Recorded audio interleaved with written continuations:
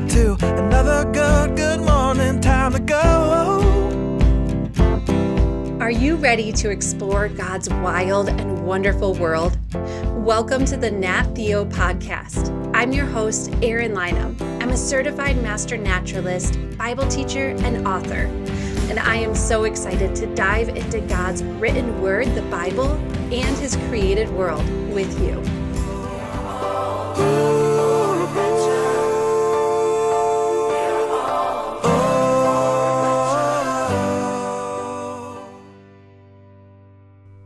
Have you ever heard the sound of cicadas? Do you know what a cicada is or why they are so noisy? You might have heard that this year there were a whole lot of cicadas. And maybe like me, you are curious as to why there were so many. This episode was inspired by a listener who is curious about cicadas. Mira in Texas wanted to know why cicadas are so loud. Mira, thank you for the great question. Keep being curious and asking great questions about God's wild and wonderful world. Listeners, today I am so excited to introduce you to a friend of mine, Jill Smith, who is also a biologist. Do you know what a biologist is? A biologist has a super cool job. They are a scientist of living things. So someone who knows a whole lot about God's creatures and plants. How I met Jill is a fun story that I'm excited to share with you. But before I do, I want to thank our sponsors, CTC Math, for making this episode possible. CTC Math makes math simple and fun through their short online video lessons, optional printout worksheets, interactive questions, and a star system to track progress. As a mom, what I love about CTC Math is that I always know how my kids are doing in certain math skills and where they might need a little additional help.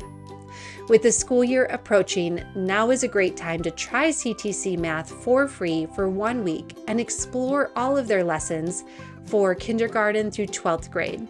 Find it all at ctcmath.com. Okay, listener, here is how I met my friend Jill. Have you ever been walking through a bookstore or a library and the cover or the title of a book catches your attention? This is what happened to me last year. I was walking through a bookstore and a beautiful little book titled Nature Unveiled caught my eye. I picked it up and began reading, and it was filled with short chapters teaching about God's creation. Things like the moon and foxes and fungus and cicadas. I quickly bought the book, brought it home, and read the entire thing. After reading it, I found the author's email address and sent her a note just to tell her how much I enjoyed her book. We soon hopped on a phone call and we had so much fun talking about God's wild and wonderful world. At the same time, I happened to be working on my third book, which is about nature and rest and releases in April. And Jill, the author of this other book, she agreed to work as my science editor. With her training as a biologist, she read through my manuscript to help me make sure that all of the science and nature pieces are accurate and true. I love meeting people like Jill who are so excited about the amazing things that God has created.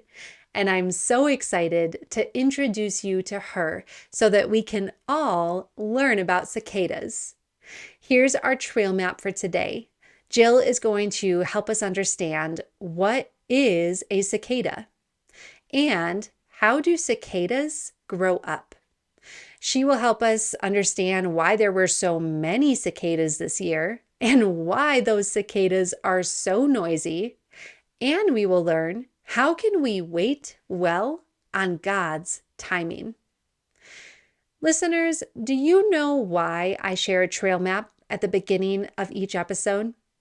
Before we head off on any adventure, it's always good to have some sort of map or plan. The same is true for our adventure in being a lifelong learner. What is something that you want to learn about?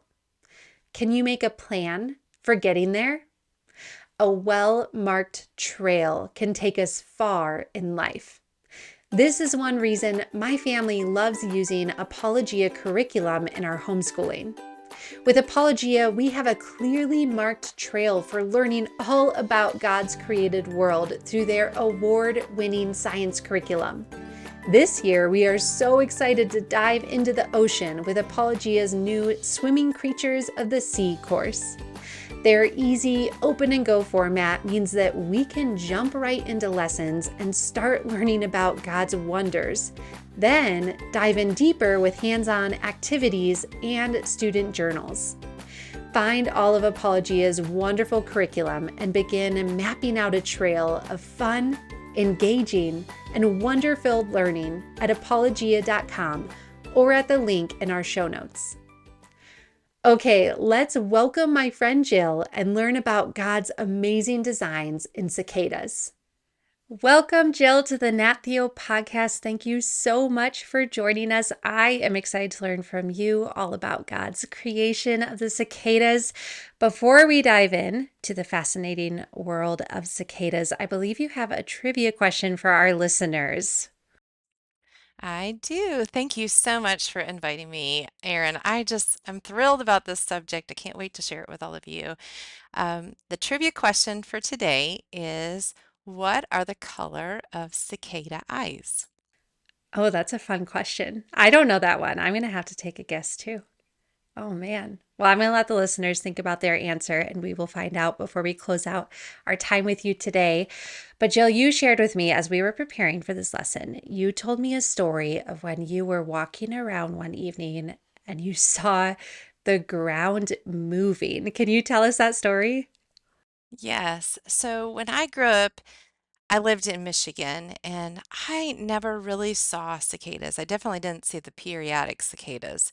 And so when I moved here to Nashville, I'd heard a lot of negative things about cicadas and, oh, they're coming, and oh, this is a yucky time. And I was so curious about it. And I've now lived through three 13-year periodic cicada emergences. And when I lived in a home, I was able to set an alarm and wake up one evening and I turned on the lights.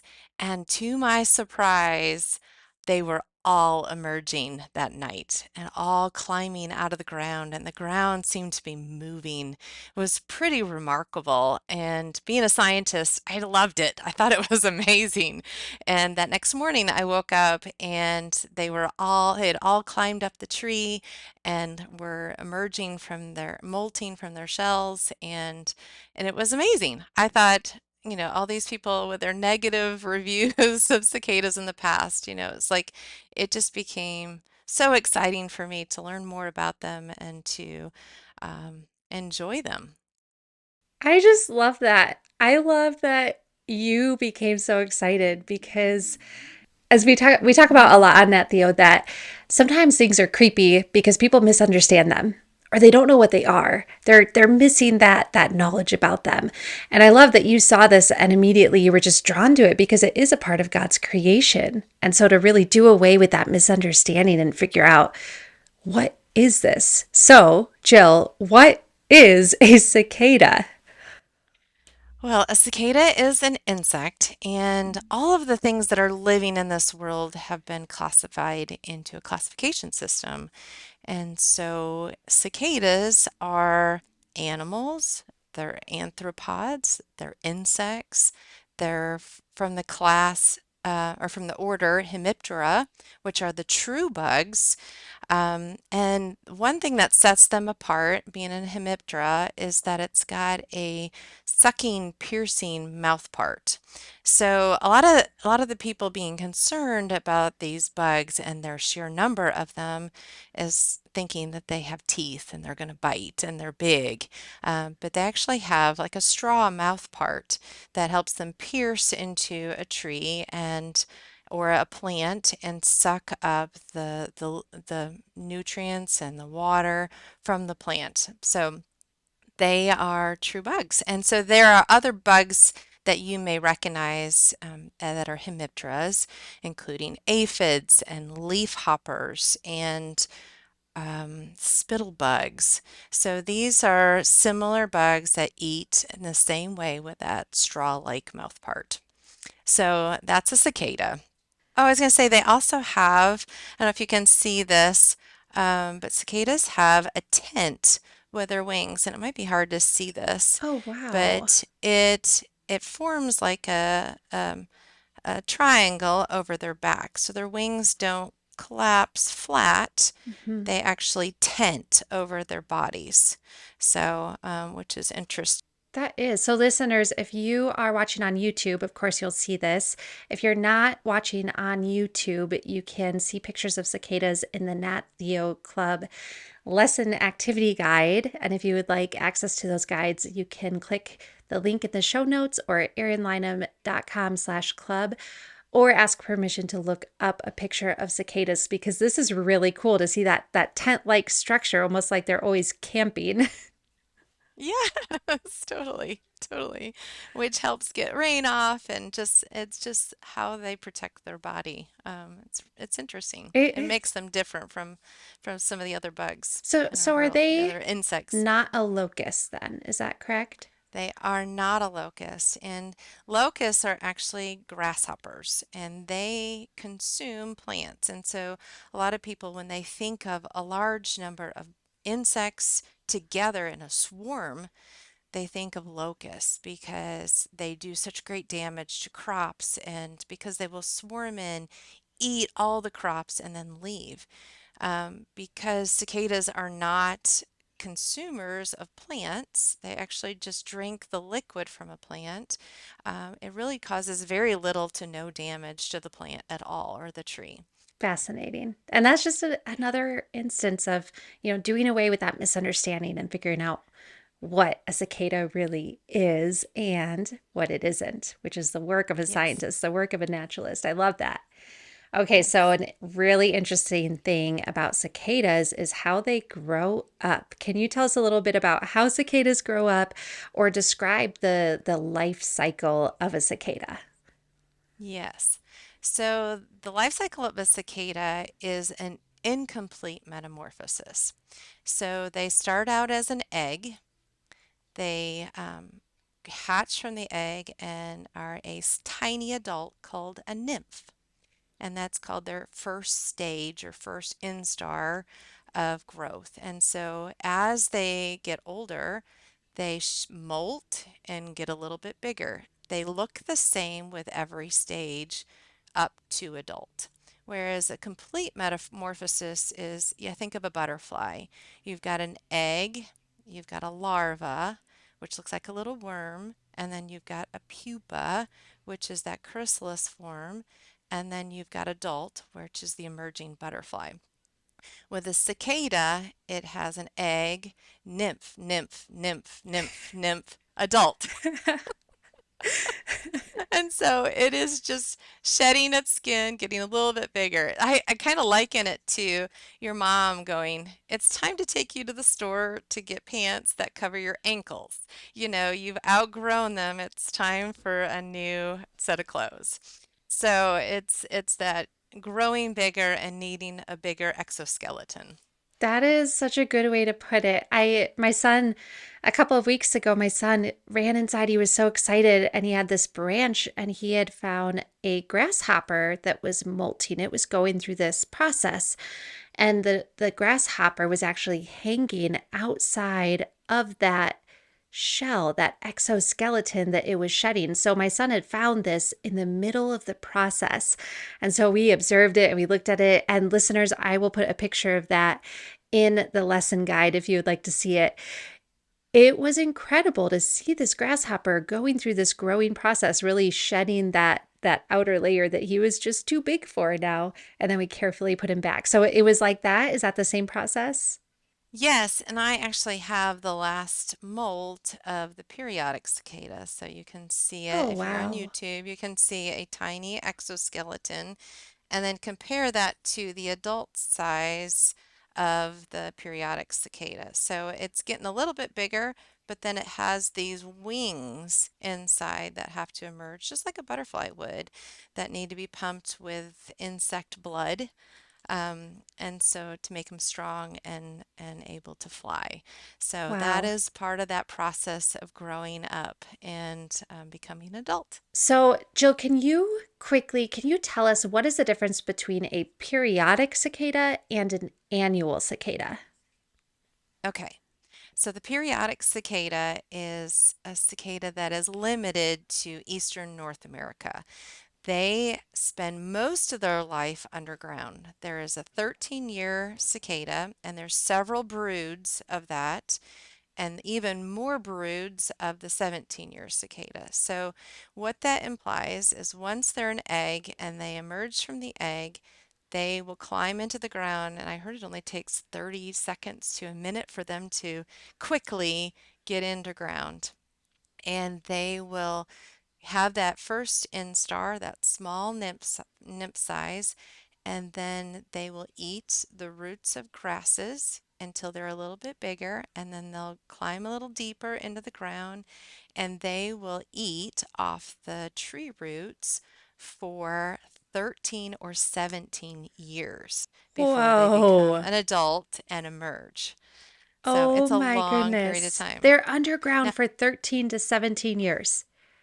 yes, That's incredible. But they're not just it sitting is. there, they're eating. They're still in that process of growing and preparing. Wow. They are.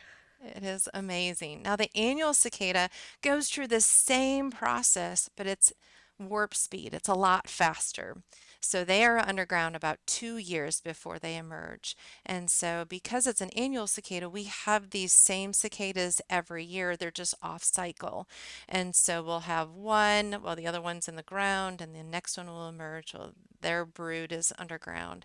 And so, their process of becoming an adult just takes a lot less time. Okay. So is that why there was a lot of talk this year about a big cicada event? Lots of cicadas coming out of the ground. Was that tied to these natural cycles? Yes, yes.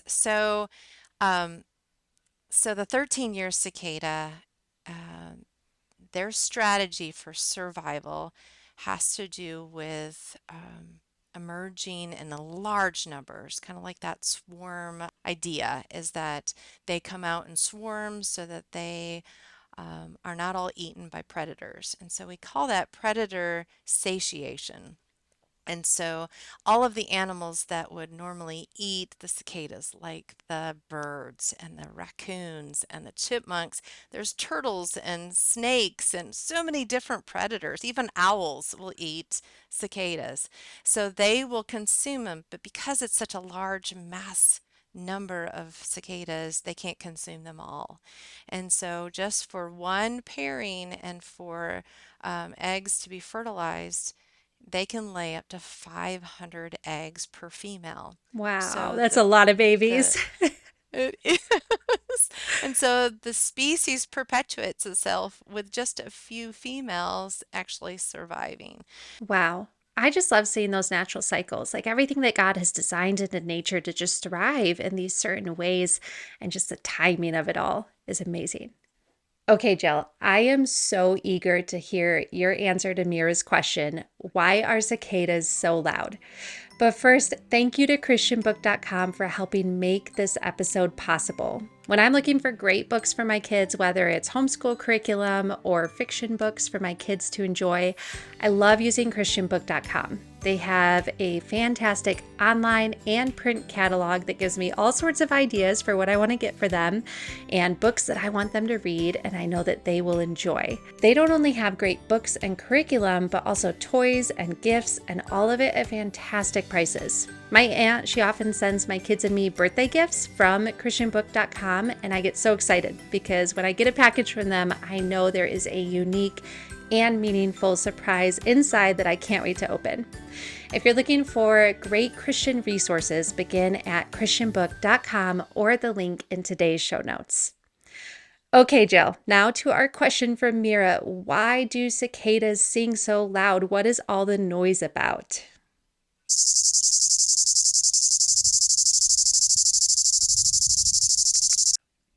Okay, so the male cicadas, while they're underground, develop something called a timbal.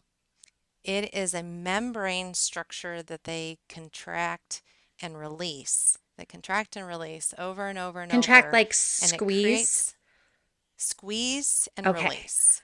And so I likened it to a canning top that depresses and releases, or you can do it back and forth. And it may not come across, but I'm sure you guys have cans at home that you can Like try pushing this on the out. canning top and it kind of pops back up when you push down. It does. So that's very similar to how the membrane works in the cicada. Because it is the first segment of the abdomen is actually next to an opening, so it creates this that sound is amplified, kind of like into a big can or like a drum even. Almost like an And so when echoing they sound. Would that be? yes, Okay. yes, so it's just an amplifier to the sound of that membrane being depressed and released. And so it makes a very, very loud sound. And when they are in a group, it can actually be louder than an airplane. Oh my goodness. That's loud. Yes, that is really So it's almost like loud. that sound is like And so, echoing and resonating inside of them, you're saying. They're yes, almost like opera yes. singers. That's Yes, amazing. it is really amazing. And because the noise is so loud, the females don't have the timbal, but they have a tympanum. And that is the second segment of their abdomen. It is like an ear. It's like receptor cells that receive the sound of the timbal so they can actually identify where an individual male is located. Wow. I usually mow the grass around our house, and I'd heard that the females are drawn to the sound of a mower. And so, lo and behold, when I was mowing and they were searching for males, they were coming Oh my on me, goodness, that's crazy. landing on me. And I thought it was hilarious that the sound of the lawnmower was drawing their attention. They thought I was somehow a male cicada. Wow. I thought that was That is hilarious. so funny. I can just see our listeners mowing the lawn or following their parents around as they're mowing, like looking for all the cicadas. How funny is that? Oh my goodness. And what an incredible design that they Yes, can make that noise, that resonating noise inside of them. And then the female is designed to hear it so that they can make more cicadas. Wow. I love it. yes, Okay, Jill. yes, So it's time to answer our trivia question. Can you repeat your trivia question? And then we would love to hear the answer. yes. So the question was, what color are cicada eyes? So that is a complicated answer because with the periodic cicada, they're actually very patriotic. Most of them are red, some of them are white, and very rarely you'll find blue-eyed cicadas. So those are red, white, and blue. And then the annual cicada is often black, brown, or green. So it could be a wide range of them. But when you find a cicada, make sure to look at their eyeballs, and that will help you determine if it's a periodic or an annual How cicada. cool. So there were a lot of right answers in there. And now I'm eager. I would love to go out and see if I can find one with blue eyes. That's the rare one you said, right? All right. Well, Yes, that's a yes, fun challenge. Jill, thank you so much for sharing your knowledge and your excitement about these amazing creatures, the cicadas. As we wrap up, do you have a favorite story or memory in nature that you can share with our listeners? I think for me, sitting on a quilt on my front s- porch or on my front lawn, just watching the sun go down.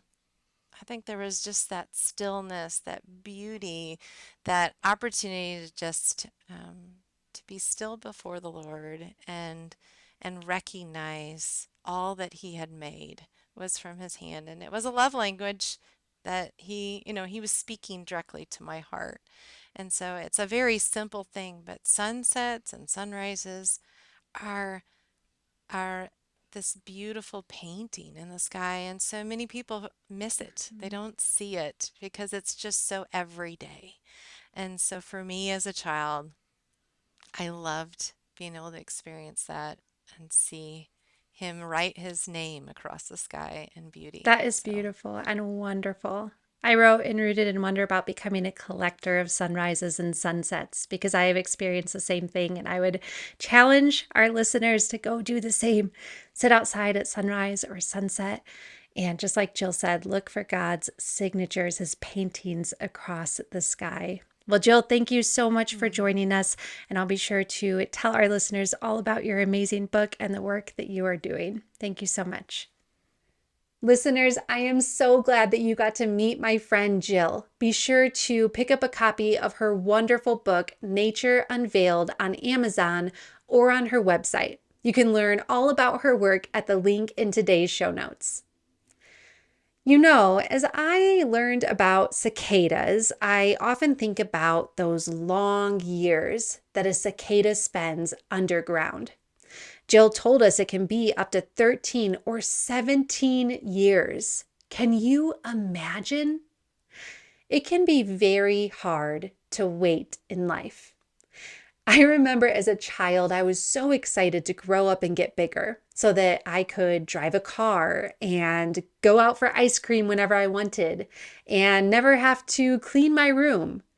Or so I thought. It can be hard waiting to grow up, but we can know that God is at work while we wait. Even now, as an adult, God often asks me to wait on a lot of things, and I can struggle at times to be patient. But God has always reminded me that He has a great plan, and His timing is perfect. God is working right now behind the scenes in your life. It might not seem like much is happening at all. You might feel like a cicada underground in the dark, not able to hear or see the bigger picture. But God wants to grow your heart and your mind and your soul during times of waiting. He is doing so right now as you listen to Nat Theo.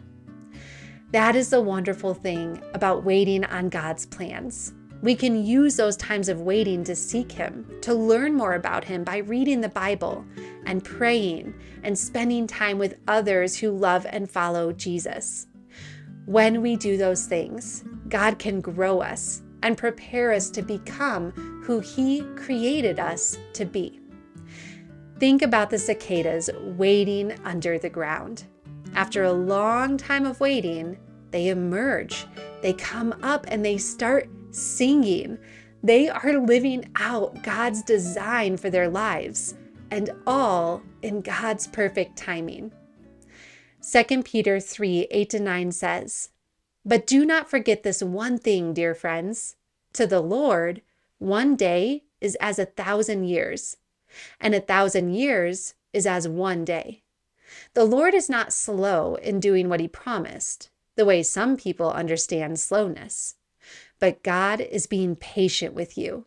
He does not want anyone to be lost, but He wants all people to change their hearts and lives." Now, this passage is mainly talking about salvation. God doesn't want anyone to be lost. He is patient and He draws people to Himself. But God is also patient in waiting while our faith grows. What do you think it means that to the Lord, one day is as 1,000 years, and 1,000 years is as one day? It sounds kind of like a riddle, right? It's a little bit confusing. But it means that God sees time differently than we do. You see, God created time when He created the universe, but He is outside of time. I know this is hard to understand, but listen to Psalm 92. "Before the mountains were born, and before you created the earth and the world, you are God. You have always been, and you will always be." God is outside of time, and He is also all-knowing. God knows everything. This is great news for us because it means that God knows our future. He is working right now to prepare us for it. Listener, if you ever feel like a cicada under the ground, just waiting and waiting for something to happen, remember, God has a plan. His timing is perfect, and you can trust Him. He has an amazing purpose for your life. Just keep following His plans and His designs. Now it's your turn to explore. Go find creatures singing. Maybe it's cicadas, or maybe it's crickets chirping in the night, or frogs croaking, or maybe it's birds singing from the branches. Take a walk outside and listen to all the ways that God has designed creatures to make noise. Thank you for listening. Be sure to pick up a copy of Jill's book, Nature Unveiled, at the link in our show notes. As always, please take a moment to share this episode with a friend and subscribe, rate, and review Nat Theo wherever you listen. Until next time, keep exploring God's wild and wonderful world.